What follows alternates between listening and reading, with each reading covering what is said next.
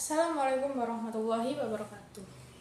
Perkenalkan, nama saya Novalia Mersa Salsabila dengan akhiran NIM 237 dari PBSIF. Di sini saya akan menceritakan tentang cerita rakyat yang berjudul tentang Nyi Roro Kidul. Alkisah, dahulu kala ada sebuah kerajaan Pajajaran yang dipimpin oleh Prabu Mundingwangi atau biasa disebut dengan Prabu Siliwangi ke-6. Sang Prabu mempunyai kegemaran, yaitu berburu hewan di hutan. Prabu biasa berburu sendirian dengan bersenjatakan anak panah dan busur tanpa pengawalan dari prajurit istana. Suatu hari ketika sedang berburu,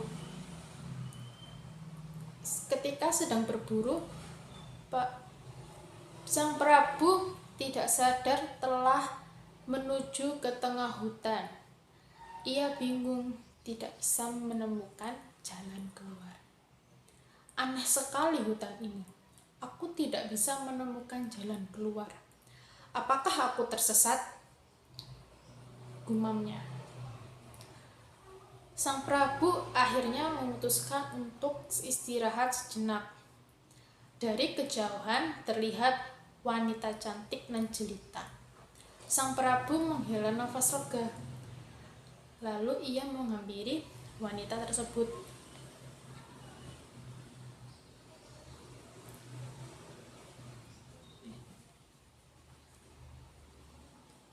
Maaf jika lancang.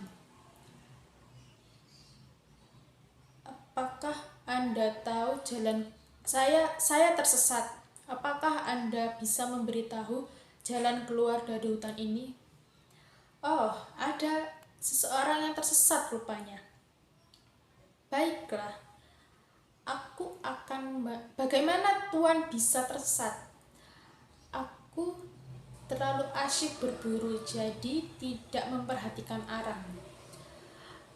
Baiklah Tuan, saya akan memberitahu Anda, tetapi dengan satu syarat. Tinggallah bersamaku untuk beberapa waktu, lalu maka akan kutunjukkan jalan keluar. Sang Prabu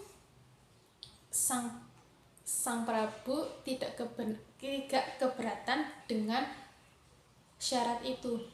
Diajaklah Sang Prabu ke rumah wanita tersebut.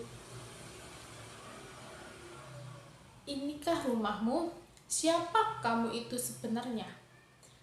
Sang wanita hanya tersenyum dan tidak menjawab pertanyaan Sang Prabu. Lalu diajaklah Sang Prabu masuk ke dalam rumahnya. Lama-kelamaan, Sang Prabu mulai jatuh cinta dengan sang wanita tersebut. Akhirnya, Sang Prabu menikahi wanita ini. Sang Prabu merasa sudah terlalu lama ia meninggalkan kerajaan.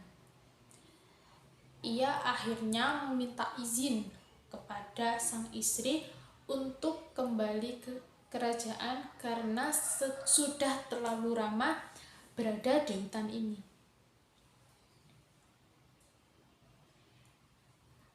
Sang istri mengizinkan, tetapi ia berpesan untuk selalu menjaga kesehatannya.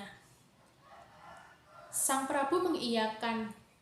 Lalu sang istri menyuruh prajuritnya untuk mengantarkan Sang Prabu untuk keluar dari hutan tersebut.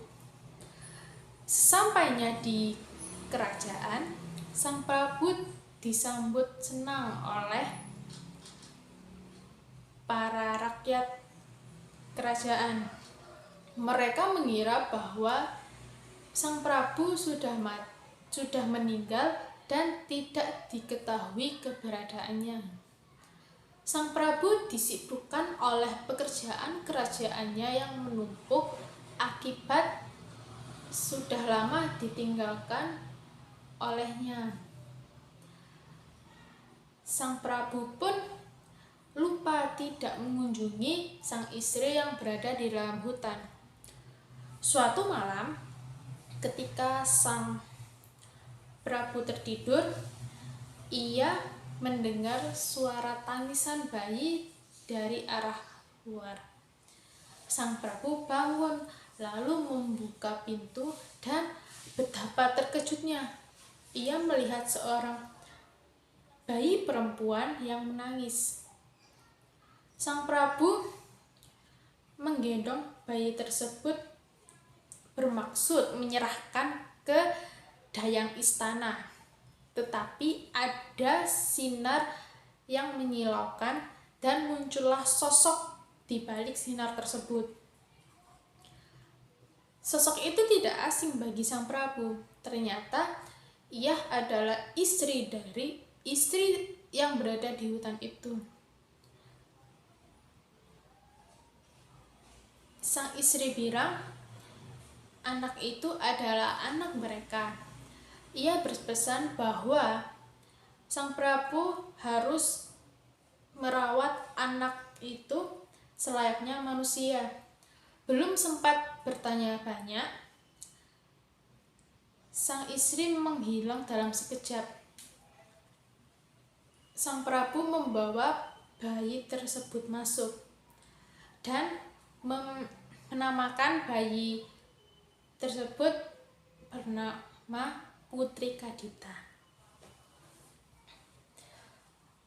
Bertahun-tahun kemudian, Putri Kadita tumbuh menjadi seorang gadis cantik dan berbudi pekerti yang baik.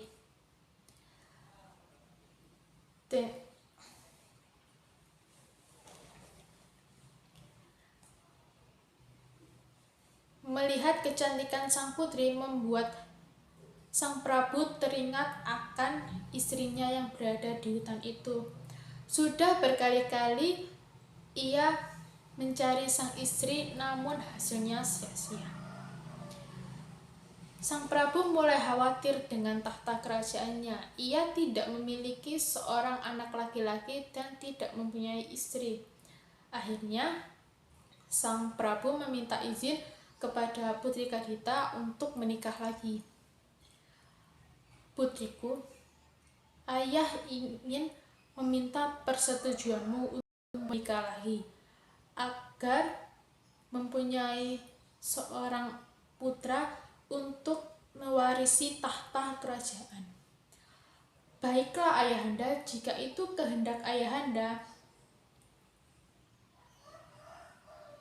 aku menyetujuinya. Tidak lama, sang Prabu menikah dengan seorang wanita bangsawan yang bernama Dewi Mutiara. Berbulan-bulan berlalu, mereka dikejutkan dengan kabar kehamilan Mutiara yang tengah mengandung seorang anak laki-laki.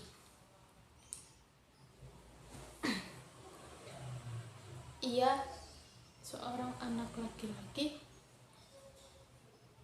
Berita itu disambut sukacita oleh Prabu dan Putri Kadita serta rakyat kerajaan. Namun pada saat kehamilan, Dewi Mutiara menjadi seseorang yang pemarah dan egois. Seringkali ia memarahi dayang-dayang untuk alasan yang sepele.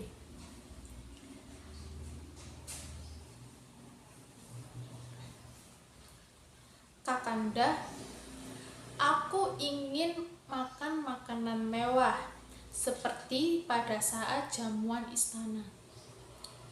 Baiklah istriku, sabar. Aku akan menyuruh juru masak untuk memasak makanan.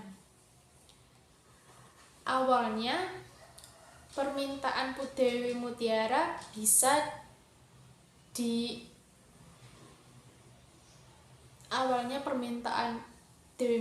bisa dipenuhi oleh sang Prabu. Tapi Lama-kelamaan, permintaan Dewi Mutiara semakin aneh. Kakanda, demi kelancaran kehamilanku, aku ingin Putri Kadita pergi dari istana ini. Dinda, aku tidak bisa melakukan hal itu. Putri Kadita adalah putri semata wayangku. Ia kubesarkan dari kecil. Tak tega, sangat tidak tega aku mengusirnya dari istana. Mendengar hal itu, Dewi Mutiara kesal karena ia merasa sejak Putri Kadita di istana, ia merasa kasih sayang sang Prabu terbagi menjadi dua. Dewi Mutiara tak menyerah. Ia pergi ke dukun sakti untuk mencari cara agar Putri Kadita diusir dari kerajaan. Ia tak segan membayar mahal agar Putri Kadita segera diusir dari kerajaan. Suatu malam, asap tebal berbau busuk menyelimuti Putri Kadita yang sedang tertidur.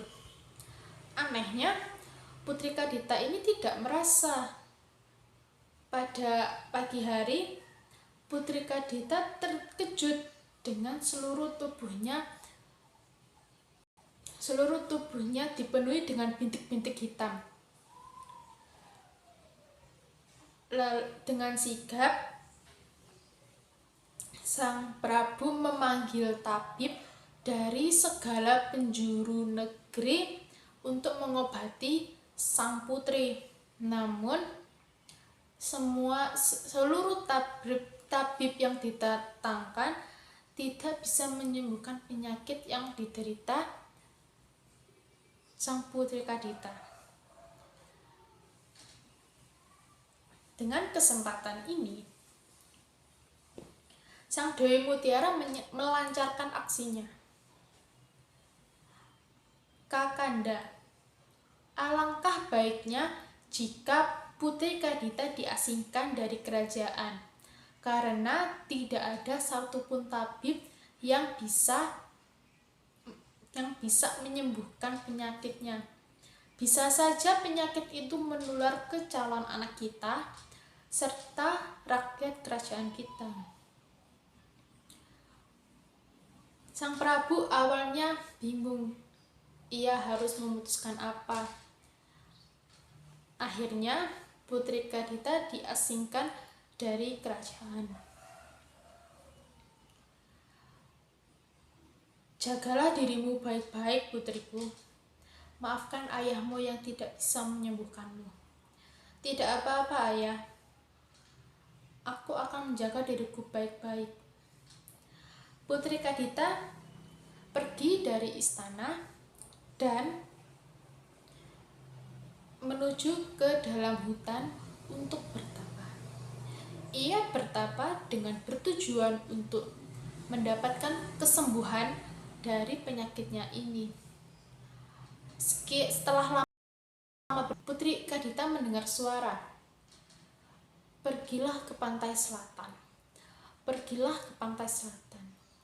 Putri Kadita bingung. Siapa itu? Suara itu terdengar lagi. Aku adalah ibumu, wahai putriku. Kelak kau akan bertemu denganku. Sekarang, pergilah ke pantai selatan. Sang Putri Kadita yakin dengan pesan tersebut. Akhirnya, dia melakukan perjalanan menuju ke pantai selatan. Panas, hujan, bukan penghalang bagi Putri Kadita untuk mencapai tujuannya. Sesampainya di pantai selatan, Putri Kadita bingung harus melakukan apa, karena pesan dari sang ibu hanya menyuruhnya untuk ke pantai selatan. Lalu suara ibunya terdengar lagi. Menyatulah dengan alam sekitarmu. Menyatulah dengan alam sekitarmu. Dengan penuh keyakinan, sang putri Kadita melompat ke dalam laut. Seketika bintik-bintik di tubuhnya hilang dan Putri Kadita menjadi lebih cantik. Banyak pangeran muda yang ingin melamar Putri Kadita, dengan syarat yaitu para pelamar ini harus mengalahkan kesaktian Putri Kadita. Namun sebaliknya, jika pelamar ini kalah, ia harus menjadi pengiringnya.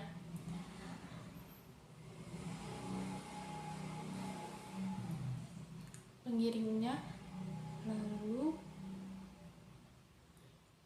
pertarungan ini sering terjadi di Teluk Pantai Selatan. Putri Kadita akhirnya dikenal sebagai Kanjeng Ratu Nyi Roro Kidul, atau yang artinya Ratu Pantai Selatan. Pesan moral dari cerita ini adalah usaha harus diimbangi dengan doa dan keyakinan. Sekian dari saya. Wassalamualaikum warahmatullahi wabarakatuh.